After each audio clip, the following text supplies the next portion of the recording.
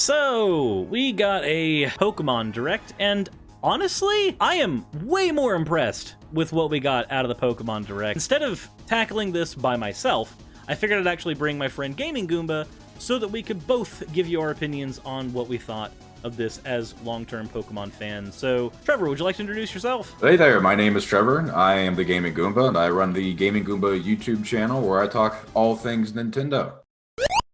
We had 2 announcements and 1 extra trailer for a game we already knew was coming out. The first one was Pokemon Snap, or new Pokemon Snap.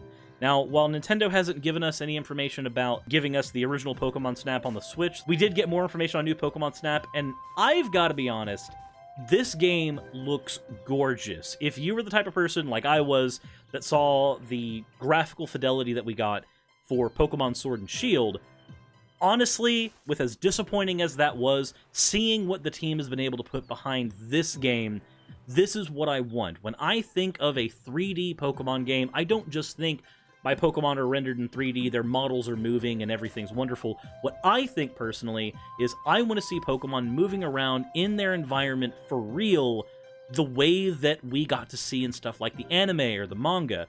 I want to see these look like living, breathing creatures living out their lives like a regular animal would. That's kind of the fantasy we've had with Pokemon for years, and in something like Sword and Shield, they're just kind of aimlessly wandering around, not unlike standard NPCs, with less life than you'd have in, like, a Paper Mario game. This looks like they're walking around, they're doing their shtick, and I am excited. Not to mention, we've got more tools to mess with instead of just the apple. We've got more than just the apple and Pester Ball. We've also got this Luminous Ball that allows us to kind of change the properties that Pokemon are going to have. Not only will they glow in the dark, which is going to look kind of neat, but we also saw that with Pokemon like Scorbunny, it actually will change the graphical effects of whatever attack they're using, which means that we're going to be able to get some more unique pictures for Pokemon as well. So that's my thoughts. I'm impressed. I'm happy to see what we're going to get. There's some things that I hope this game has. I hope we have some kind of randomized events in the game so that it's not the same every time we go into a location, but I don't know if that might be asking too much. But what did you think, Trevor, of new Pokemon Snap and what we got to see from it?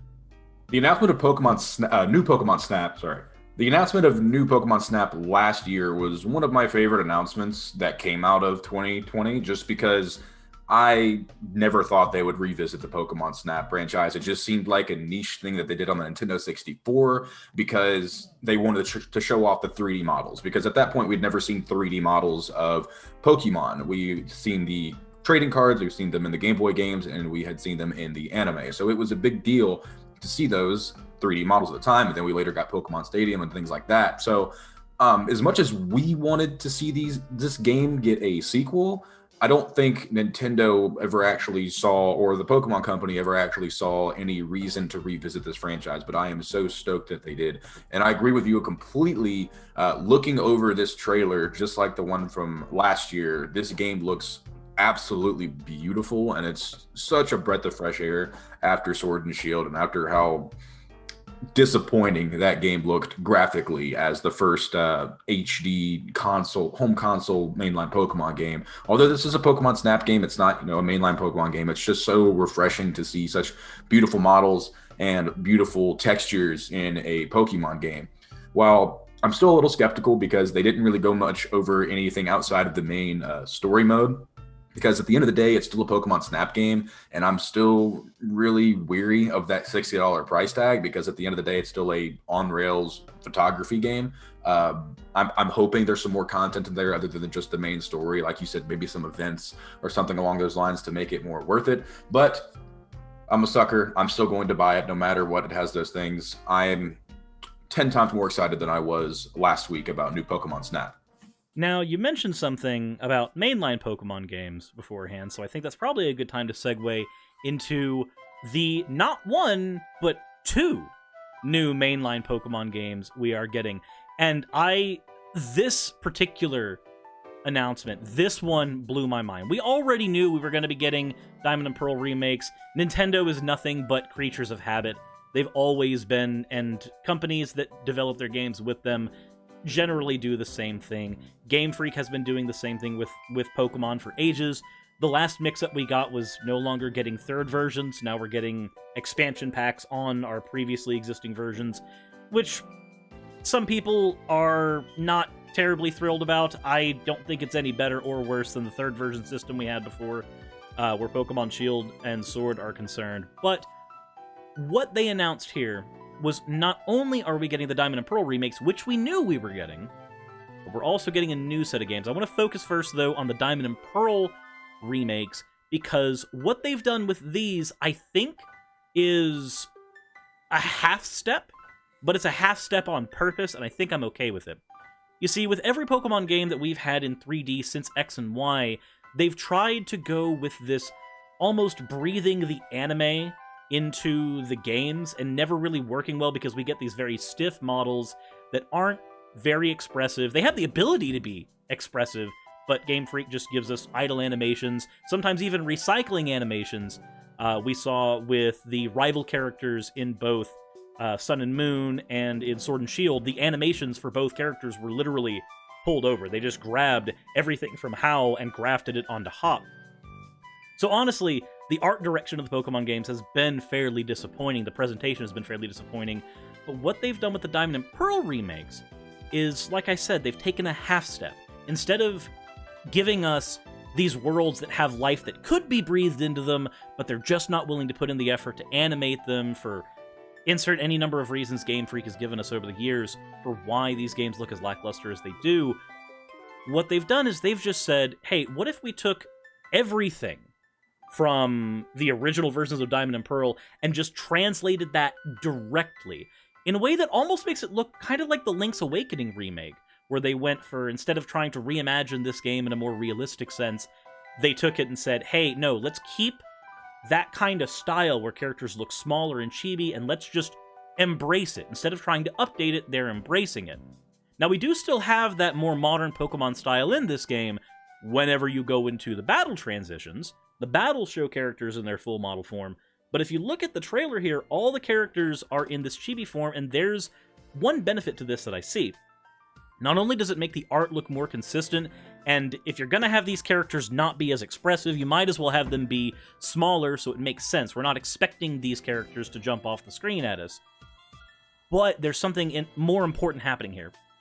If you remember from the remakes of Pokemon Red and Blue that we got, the Let's Go Pikachu and Eevee remakes, we had these fully built characters in what seemed to be a full world, but it was scaled identically, tile for tile, the same way that the Game Boy games were, which created this weird disconnect where it felt like we were in a very almost Lego brick square-pegged world, because it's built on the logic of the original tile system of those older games, but we have more modern models. That kind of struck an awful chord with me where Let's Go was concerned, even though it was not a bad game. But when I thought, hey, let's get a Kanto remake, I wanted to make it feel like Kanto from the anime, where it looked like a big, living, breathing world that I'm walking into. Instead, we got the same tile grid and everything lifted point for point, just with 3D models instead of 2D sprites now. But with this new system, it looks like they just translated the game directly, and I don't have that same disconnect. Something about having these little chibi models that look like the little chibi versions of characters that we had in the original game, these fit better on this tile grid system than having a fully built character in there. At least that's my opinion. How do you feel about it? Before I dive into my thoughts on a mainline Pokemon game, I just want to give a little bit of background for me in terms of the Pokemon franchise, just so I don't step on any toes. My bread and butter is Pokemon Sapphire, Pokemon Ruby, and Pokemon Emerald. Those are the games I grew up with. I played them over and over and over again. My entire neighborhood had Game Boy Advance SPs. We were battling and trading all the time, and I loved those games to death. Whenever I got over to Diamond and Pearl and DS, I skipped out on those. And then we get into the 3DS games, X and Y, Ultra Sun and Ultra Moon. Those were a couple generations, beyond Gen 3. I tried to jump back in with Ultra Sun and Ultra Moon, and I could not stand Ultra Sun whenever I played it, because it didn't feel like a Pokemon game to me, at least compared to Gen 3. It was a lot of story and a lot of pressing A and A and A and A. Just get on with it. Let me, let me explore. Let me play Pokemon. I think I got like, I don't even think they're called gyms. What were they called in that game? You had island challenges, but functionally they were still gyms. Yeah, I think I got to about the 5th island challenge, and I finally just gave up, and I was just like, I'm just not having fun with this. Let's Go Pikachu and Let's Go Eevee. I do agree with you. It's a little bit too faithful of a remake outside of the actual Pokemon sprites being out in the wild and you seeing them. It's still a grid. It still feels like a Game Boy game, just prettier. But I enjoyed it. I enjoyed playing through those games again. I enjoyed the new concept of seeing the Pokemon out in the wild. And then Sword and Shield, picked up Sword. The wild area was fun. I just didn't really get into it. It wasn't my cup of tea. So my bread and butter is Gen 3. And looking at this game, the Diamond and Pearl remakes, I'm ecstatic for this. I cannot wait for it because I know it's chibi style and they have these big gigantic heads and it doesn't look like a modern Pokemon game, but that's Pokemon to me. That is what Pokemon looks like. Not these big, tall, lanky avatars that look like anime characters. It's these chibi style little miniature, people running around the map with big heads and, no kind of emotion or anything like that. I'm completely fine with it. It looks like Pokemon to me. And this being Gen 4, which is the generation directly after the games that I played so much growing up and I love dearly, and I've never actually had a chance to play these games, I'm all for it. I'm all in. I will be there on day one picking up one of these games. That's basically me with all of these. My history where these are concerned is that when I was growing up, Gen 3 happened when I was in that awkward transitionary phase of going, I'm too old for Pokemon, and then Gen 4 came out and all of my friends were suddenly playing Pokemon again in high school, and I was like, oh, okay, well, obviously I've lied to myself, so I started playing again and got involved in the online competitive scene with them, so there's going to be a hit of nostalgia here, and I'm really happy that instead of trying to fully realize a 3D world in this game, they're just saying, hey, no, we're going to have everything as close to the art style as possible. I think that's a lot safer. It looks better to me. I'm happy with it, and I think the real reason they're going for that style is because they're not developing one game, they're developing two. That more realistically proportioned Pokemon style that we've been getting in half measures recently, that seems to be what they are doing for Pokemon Legends Arceus. And because this game is titled the way it is, I imagine they're developing this as its own new platform of Pokemon games. This may be what the main series ends up turning into eventually. I don't know if I will like that or not, depending on how this game turns out. But oh my gosh, looking at this game, it feels like a Breath of the Wild version of Pokemon. This is a thing Nintendo seems to be doing with all their franchises right now. They did it with Zelda, they did it with Mario, and now they're doing it with Pokemon. They're saying, hey, let's take these characters, let's take these games, and let's put them in a big open setting and just see what we can do with them. Now, I do have some concerns. The graphics of this game still look very last generation.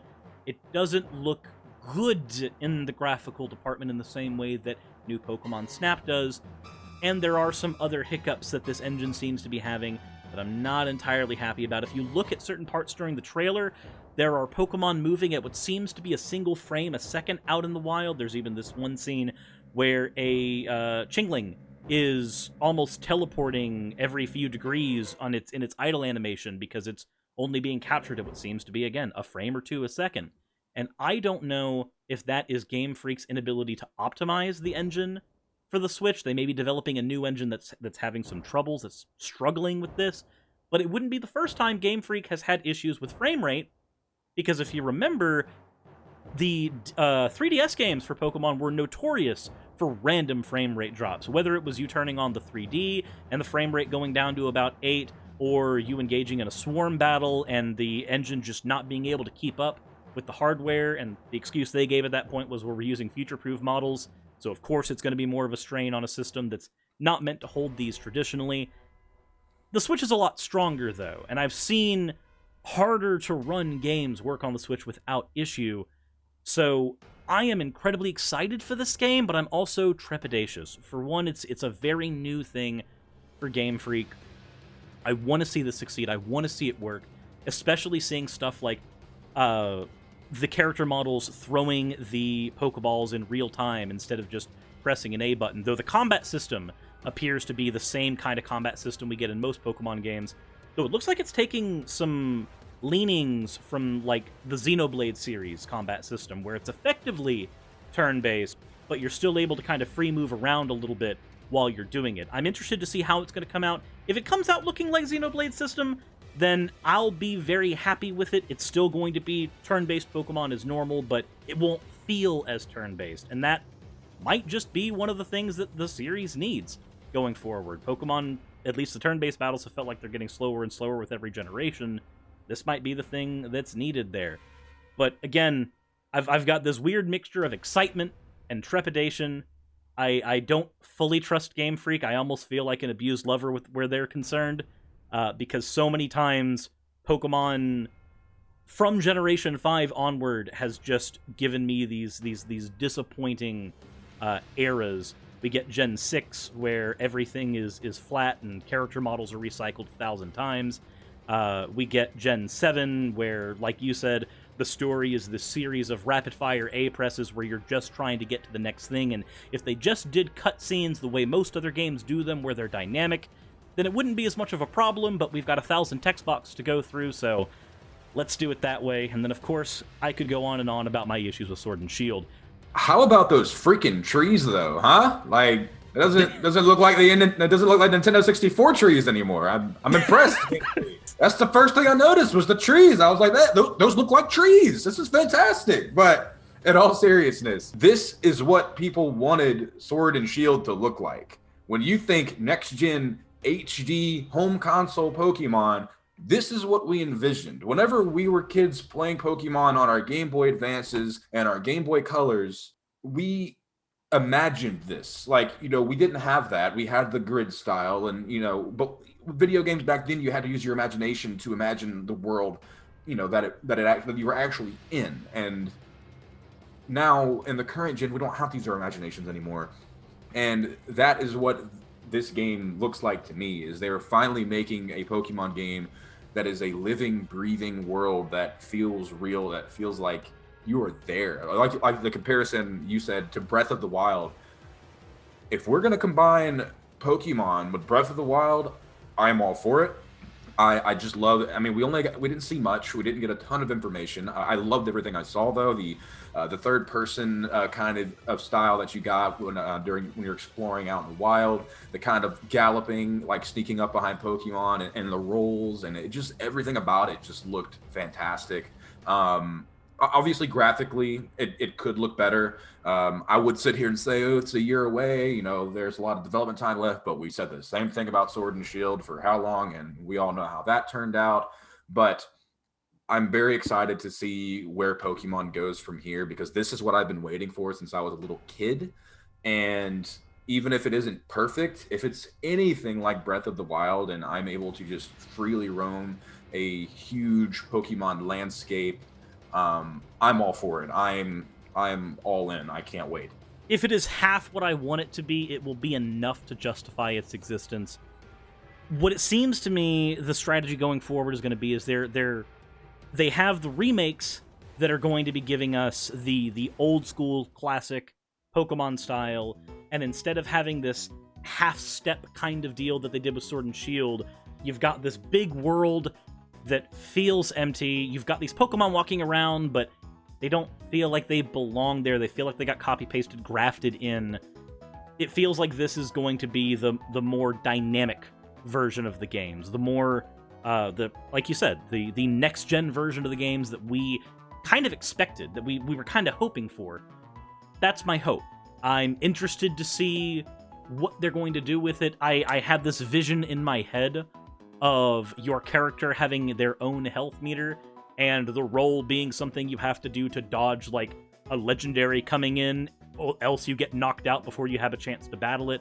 I don't know if we're going to get something quite like that, but I would like that because when I think of a Pokemon adventure, I think of something where I am personally in some kind of danger, and the thing between me and going to the hospital is the team that I've assembled.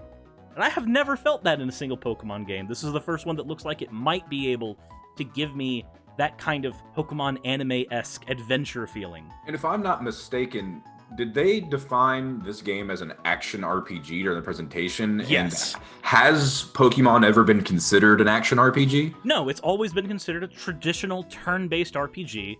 This is the first time we've been given something that's called an action RPG. That's one of the reasons why I think that we're gonna get that kind of Xenoblade battle system, because the Xenoblade battle system is effectively time-gated, turn-based fighting, but it's in a dynamic area, and it feels like it's not. And that looks to be what we have in this game, and I'm hoping that my mind's not playing tricks on me with that. We shouldn't get our hopes up too high. We know how Game Freak and the Pokemon Company has let us down in the past, but Pokemon Legends, man, I'm telling you, I got a good feeling about this one. I do too, and I'm hoping that that feeling doesn't go away. As I said, it's mixed with trepidation, but we'll see. We'll see. I know at least 2 out of 3 games on here I'm gonna like, because if the Diamond and Pearl remake is faithful to the original, then I'm just gonna like it because it's Diamond and Pearl, and I liked that. And the Pokemon Snap game, this looks exactly like what I would, even if it's literally feels like a reskin of the original game, that's still going to be enough for somebody who's not been able to play that game in 25 years, outside of grabbing an old console and dusting it off. Excited, trepidatious, happy, conflicted. These are the things that we normally feel with Pokemon games going forward anyway.